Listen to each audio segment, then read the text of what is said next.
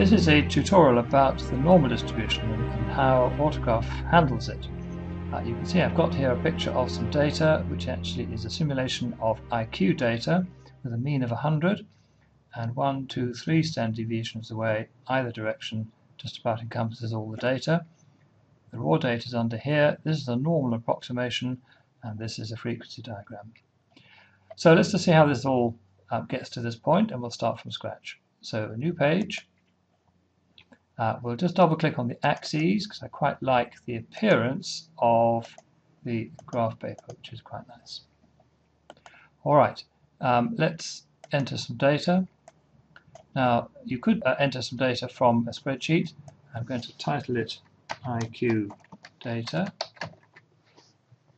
I'm going to select a distribution instead and use a built-in normal distribution, and then I'm going to edit that distribution to have a mean of 100 and a standard deviation of 15, which is pretty much the distribution of data in intelligence tests. Click OK. Let's have 1,000 of those. Now create a sample. So here is our sample of 1,000 values. Let's sort by X and see what we've got. And you can see that the smallest is 49. Well, 3 standard deviations from 100 is 3 15s are 45, so we wouldn't normally expect much below 55, and the other end above 145. Again, we've got a couple at both ends, a bit over. One thing is IQ tests are normally integers, so I'm going to use the scaling option here to create an integer value of x, but that will just truncate it. That'll make that 49 and 54, and so the mean will be a half less than it should be. So I'm going to add 0.5 to that and then scale, and there we have it.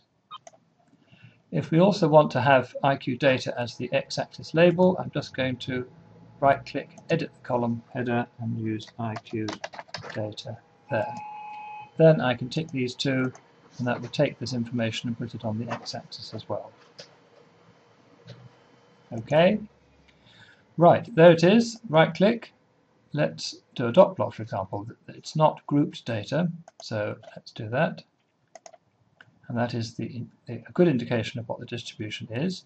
However, what I'd like to do is to group it now. And you can see that Autograph is offering a 0 to 200 in classes of 20. That'll do fine, but obviously you can adjust all of that. Continuous or discrete, we'll discuss that in a second, and click OK. It's now ready with all the group options like histogram, cumulative frequency, stem and leaf, and so on. So we'll do a histogram and we'll do straight frequency and up.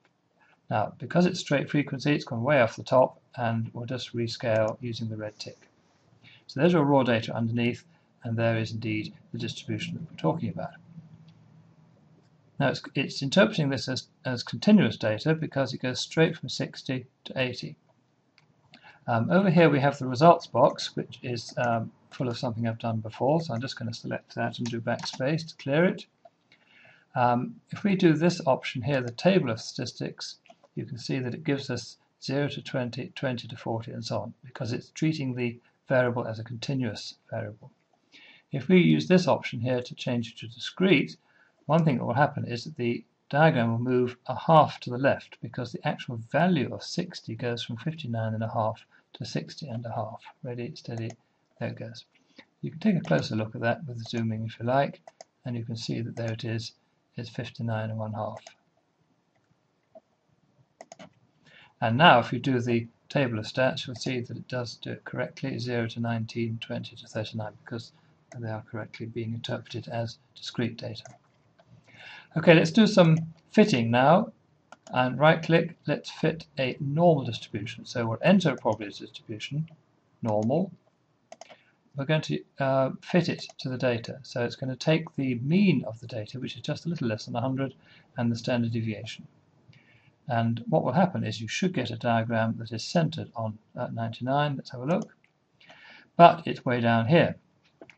Well, you may notice, double click, that it's actually been scaled by n already. The reason being that the area under a normal distribution is 1, but if you scale it by n, the area will be n.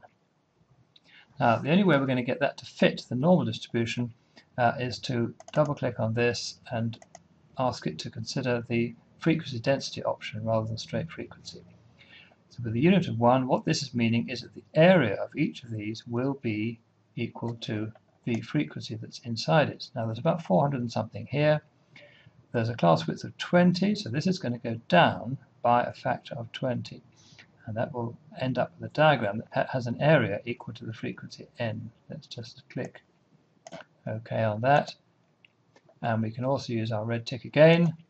And now you can see that all the diagrams match. You may also notice that the animate object is available, which will animate the class width. And if you make the class width smaller, because the total area is fixed to be n, it all fits in quite nicely. If you go the other way, it fits less likely, but it still represents a total area of n. So that's the way to control the normal distribution in AutoGraph. There's lots of options, but the relationship between the normal distribution and the histogram only really works when the histogram is set to frequency density. And one final option we haven't done is to do the mean and 3 standard deviations, which is this option down here.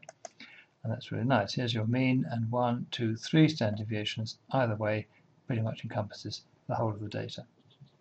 Now we can do a few things to tidy this graph up. For example, it should say frequency density and not frequency. So I'm going to double click on the axes, label, and just do f dot d dot. While I'm there, I think I'll have a look at the pip spacing, which I think should be tidier at 20, not 10.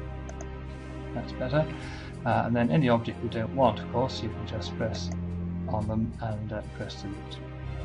So there we are. That's a good way, I think, of exploring how the normal distribution is handled in AutoGraph.